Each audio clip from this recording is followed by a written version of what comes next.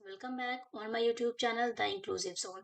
तो आज हम डिस्कस करेंगे बहुत ही इंपॉर्टेंट टॉपिक जो कि है आपका वुड डिस्पैच। इससे पहले हमने charter act of 1813, Macaulay minute, downward filtration theory, ये सारी वीडियोस, ये सारे टॉपिक्स हमने ऑलरेडी डिस्कस किए हुए हैं। अगर जो आपने अभी तक नहीं देखे हैं तो ज़रूर देखिए, क्योंकि ये जो टॉपिक्स हैं ये आपकी पीजीटी एग्जाम के लिए, असिस्टेंट प्रोफेसर के एग्जाम के लिए, नेट के एग्जाम के लिए बहुत इंपॉर्टेंट है। तो चलिए स्टार्ट करते हैं और पढ़ते हैं वुड डिस्पैच के बारे में। 1953 में जब जो चार्टर एक्ट था, आपको मैंने बताया था कि चार्टर एक्ट हर 20 साल में रिवाइज किया जाता था, हर 20 इयर्स में चार्टर एक्ट रिन्यू किया जाता था। तो 1853 में जब चार्टर एक्ट को रिन्यू करने की बारी आई, तब ब्रिटिशर्स थे या जो कंपनी थी उसने ये रियलाइज किया कि जो इंडिया की जो एजुकेशन है इसमें कुछ चेंजेस करने चाहिए। इसके लिए इन्होंने committee of the house of Commons select की। ठीक है, क्या सेलेक्ट की? Committee of the house of Commons, house of house of Commons नियुक्त की। उसका इसको एक समिति बनाई, एक कमेटी बनाई। ठीक है, इसके आधार पर 1854 में, है ना, इसी जो ये कमेटी जो बनाई थी हाउस ऑफ द कॉमन्स, इसके आधार पर जुलाई 1854 में, है ना, 1854 में एक डिस्पैच, इसको आप कह सकते हैं डॉक्यूमेंट बनाया गया।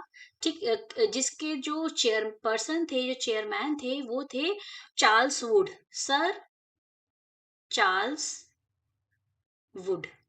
ठीक है, जिनके नाम पे वुड डिस्पैच रखा गया, है ना, समझ में आया? तो the Wood dispatch of July 1984, ये आपको डेट याद रखनी है, बिल्कुल पूरी पूरी डेट्स आपके पीजीटी एग्जाम में पूछी जाती हैं।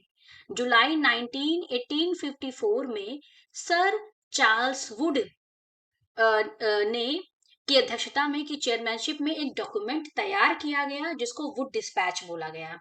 Is it clear? Named after sir Charles Wood, the president of board of control. ये भी क्वेश्चन आपके एग्जाम में आता है कि चार्ल्स वुड कहाँ के प्रेसिडेंट थे। तो आपको याद रखना है कि सर चार्ल्स वुड उस समय पे बोर्ड ऑफ कंट्रोल के प्रेसिडेंट थे। ठीक है, sir Charles Wood board of control के प्रेसिडेंट थे। ये भी आपका इंपॉर्टेंट है, प्रीवियस ईयर क्वेश्चन उठा के देखेंगे तो बहुत बार यहाँ से क्वेश्चन पूछा गया है। The foundation of modern education in India, इसी डिस्पैच से इंडिया में मॉडर्न एजुकेशन की नींव रखी गई, की फाउंडेशन रखी गई। जो आपका वुड डिस्पैच था इसमें टोटल 100 आर्टिकल्स थे। ये क्वेश्चन भी ऑलरेडी पीजीटी में पूछा जा चुका है। ठीक है, वुड डिस्पैच में टोटल 100 आर्टिकल्स थे। अब most important point, Wood dispatch को Magna Carta of English education in India भी कहा जाता है। Magna Carta of English education in India, ये क्वेश्चन भी, ये जो पॉइंट है ये भी आपका बहुत इंपॉर्टेंट है, यहाँ से भी बहुत बार क्वेश्चन पूछे गए हैं। ठीक है, Wood dispatch is also known as Magna Carta of English education in India. Hindi में इसको कहते हैं कि भारत में अंग्रेजी शिक्षा का महाधिकार पत्र। मैंने बताया था कि जो चार्टर एक्ट था वो हर 20 साल में रिवाइज होता था। तो जब 1853 का जो चार्टर एक्ट था, जब उसको रिवाइज करने की बारी आई, तो ये देखा गया कि जो इंडिया का एजुकेशन सिस्टम है उसमें कुछ चेंजेस करने चाहिए। इसके लिए ब्रिटिशर्स ने, जो ईस्ट इंडिया कंपनी थी, उसने एक कमेटी बनाई हाउस ऑफ कॉमन्स की। इस कमेटी की जो नियुक्ति जब की, तो इसके सिद्धांतों या इसके आधार पर, इसके प्रिंसिपल्स पे जुलाई 1984 में एक डॉक्यूमेंट बनाया गया जिसको बोला गया वुड डिस्पैच। इस डॉक्यूमेंट के जो प्रेसिडेंट थे वो थे सर चार्ल्स वुड। इन्हीं के नाम पे वुड डिस्पैच पड़ गया। और चार्ल्स वुड जो थे वो बोर्ड ऑफ कंट्रोल के मेंबर थे। ठीक है, प्रेसिडेंट थे, बोर्ड ऑफ कंट्रोल के प्रेसिडेंट थे। जो वुड डिस्पैच है ये फाउंडेशन है मॉडर्न एजुकेशन इन इंडिया का। वुड डिस्पैच में टोटल 100 आर्टिकल्स थे, और वुड डिस्पैच को Magna Carta of English education in India भी कहा जाता है। ये बहुत इंपॉर्टेंट है, यहाँ से बहुत बार क्वेश्चंस ऑलरेडी पूछा गया है। तो इस स्लाइड में मैंने जितनी भी चीजें आपको बताई, ये पीजीटी के एग्जाम में हर एक क्वेश्चन ऑलरेडी पूछा जा चुका है। Is it clear? अब हम बढ़ते हैं नेक्स्ट स्लाइड की तरफ। अब हम ये जानेंगे कि वुड डिस्पैच में क्या-क्या जो जो वुड डिस्पैच की जो पॉलिसी थी उसमें क्या-क्या चीजें बताई गई। तो सबसे पहले हम ये जान लेते हैं कि वहाँ जो वुड डिस्पैच में administration and finance of education में क्या बताया गया था। तो सबसे पहला ये था कि जो एजुकेशन की रिस्पॉन्सिबिलिटी है वो कंपनी पे जाएगी, ठीक। इसके बाद एक डिपार्टमेंट खोला गया, establishment of department of public instruction, most most important question, ठीक है। मोस्ट मोस्ट इंपॉर्टेंट पॉइंट, यहाँ से भी आपके एग्जाम में बहुत बार क्वेश्चन पूछा जाता है कि किस कमीशन में, किस कमेटी में या किस डॉक्यूमेंट में डिपार्टमेंट ऑफ पब्लिक इंस्ट्रक्शन खोलने की बात की गई। तो डिपार्टमेंट ऑफ पॉइंट से आपके administration and finance of education का पहला ये था कि जो इंडिया की एजुकेशन थी इसकी रिस्पॉन्सिबिलिटी कंपनी ने अपने हाथों में ले ली। वो डिस्पैच में ही सबसे पहली बार डिपार्टमेंट ऑफ पब्लिक इंस्ट्रक्शंस खोले गए और ग्रांट इन एड सिस्टम की बात भी वो डिस्पैच में की गई। उसके बाद हम डिस्कस करते हैं ऑर्गेनाइजेशन ऑफ एजुकेशन की। ऑर्गेनाइजेशन ऑफ एजुकेशन में दो पॉइंट्स डिस्कस किए गए। पहला पॉइंट था कि organization of education at 4 levels, कि जो भी एजुकेशन है, जो इसका ऑर्गेनाइजेशन है वो 4 लेवल्स पे किया जाएगा, ठीक है। अब वो 4 लेवल्स क्या थे?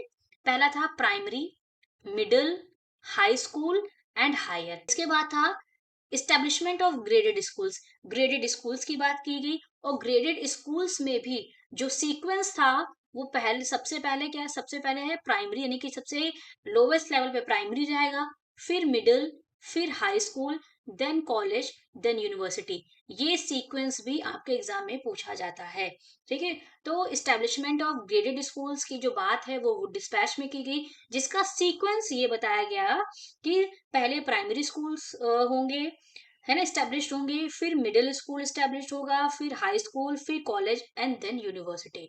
उसके अलावा ऑर्गेनाइजेशन ऑफ एजुकेशन में इन्होंने ये बताया कि जो एजुकेशन है वो 4 लेवल्स में ऑर्गेनाइज की जाएगी, जिसमें सबसे पहले आपका प्राइमरी आएगा, फिर मिडिल आएगा, फिर हाई स्कूल आएगा, देन हायर आएगा, ठीक है। ये आप कह सकते हैं हायर एजुकेशन आएगी, ठीक है, हायर एजुकेशन आएगी।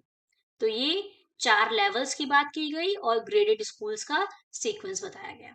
Is that clear? तो आई होप आपको इस स्लाइड से सारी चीजें समझ में आई होंगी। अब हम बढ़ते हैं अपनी नेक्स्ट स्लाइड की तरफ। नेक्स्ट स्लाइड है हमारी curriculum of education. Curriculum of education में इन्होंने place the oriental language and literature को, ठीक है। ओरिएंटल लैंग्वेज और लिटरेचर को इन्होंने इंपॉर्टेंस दिया कि आप करिकुलम में ओरिएंटल लैंग्वेज और लिटरेचर को रख सकते हैं। दूसरा पॉइंट ये बताया गया है कि special place to western language, western knowledge and science, western knowledge and science को भी करिकुलम में एक limited freedom to religious education, religious education पे इन्होंने इतना फोकस नहीं किया, लिमिटेड फ्रीडम दी रिलीजियस एजुकेशन को।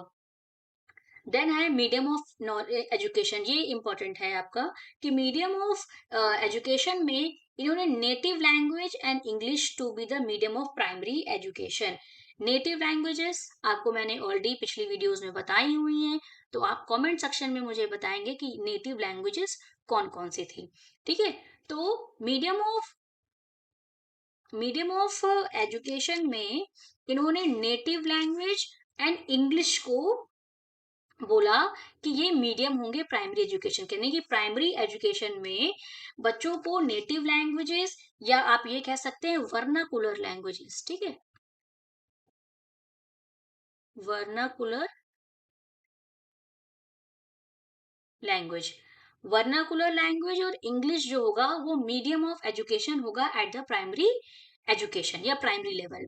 देन है English to be the medium of higher education, English को कंपलसरी कर दिया हायर एजुकेशन में, यानी कि जब बच्चों को आप प्राइमरी एजुकेशन देंगे तो वहां पे वर्नाकुलर लैंग्वेज, नेटिव लैंग्वेज और इंग्लिश मीडियम होगा इंस्ट्रक्शन का। और जब हायर एजुकेशन की बात करते हैं तो यहाँ पे सिर्फ और सिर्फ इंग्लिश मीडियम होगा इंस्ट्रक्शन का। Is it clear? अब हम बात करते हैं एजुकेशनल इंस्टीट्यूशंस की। एजुकेशनल इंस्टीट्यूशंस में वो डिस्पैच में ये बताया गया कि different levels of educational institutions खोले जाएं। सबसे पहली बार डिफरेंट लेवल पे एजुकेशनल इंस्टीट्यूशंस को खोलने की बात कही गई। दूसरा कि वुड डिस्पैच में ही सबसे पहली बार फर्स्ट टाइम वोकेशनल स्कूल्स की बात की गई, यानी कि वोकेशनल एजुकेशन पे फोकस किया वुड डिस्पैच ने कि इंडियंस को हम वोकेशनल एजुकेशन या वोकेशनल स्किल्स क्या करेंगे, उनको सिखाएंगे।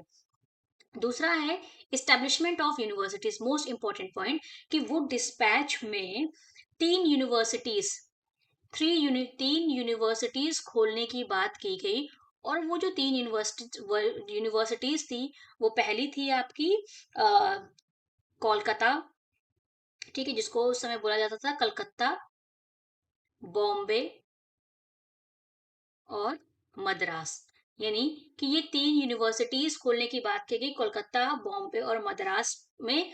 और ये जो यूनिवर्सिटीज हैं, जो इनका मॉडल है या जिनका पैटर्न है, वो लंदन यूनिवर्सिटी का होगा। ठीक है, पैटर्न जो है वो लंदन यूनिवर्सिटी का होगा। तो ये तीन यूनिवर्सिटीज खोलने की बात वुड डिस्पैच में की गई थी। देन है मास एजुकेशन, मोस्ट इंपॉर्टेंट पॉइंट कि वुड डिस्पैच में मास एजुकेशन को इम्पोर्टेंस दी। उसने जो भी लॉर्ड मैकुले ने जो फिल्ट्रेशन थ्योरी दी थी, वुड डिस्पैच ने फिल्ट्रेशन थ्योरी को रिजेक्ट कर दिया और ये कहा कि जो एजुकेशन है वो सबके लिए इम्पोर्टेंट है। इसलिए वुड डिस्पैच में मास एजुकेशन की बात की गई है, जन शिक्षा की बात की गई है। और वो distribute to the poor and meritorious students, scholarship देने की बात की गई कि जो भी पुअर और मेरिटोरियस स्टूडेंट्स होंगे उनको स्कॉलरशिप दी जाएगी, उनको रिवॉर्ड दिए जाएंगे, जिससे वो अपनी एजुकेशन को आगे और बेहतर तरीके से कंटिन्यू कर सके। Is that clear? तो ये इंपॉर्टेंट पॉइंट्स थे वुड डिस्पैच के, जो कि आपके एग्जाम में पूछे जाते हैं। अगर जो प्रीवियस क्वेश्चंस उठा के देखेंगे तो घूम फिर के यहीं से ही क्वेश्चन आता है आपका, अदर कोई क्वेश्चन यहाँ से नहीं बनते हैं। ठीक है, तो आज की वीडियो में हमने एजुकेशनल इंस्टीट्यूशंस के बारे में डिस्कस किया कि वुड डिस्पैच में तीन यूनिवर्सिटीज स्टेब्लिश करने की बात की गई थी, कलकत्ता, मद्रास और बॉम्बे में। जो कि पैटर्न होगा वो लंदन यूनिवर्सिटी का होगा। वुड डिस्पैच ने मास एजुकेशन पे फोकस किया।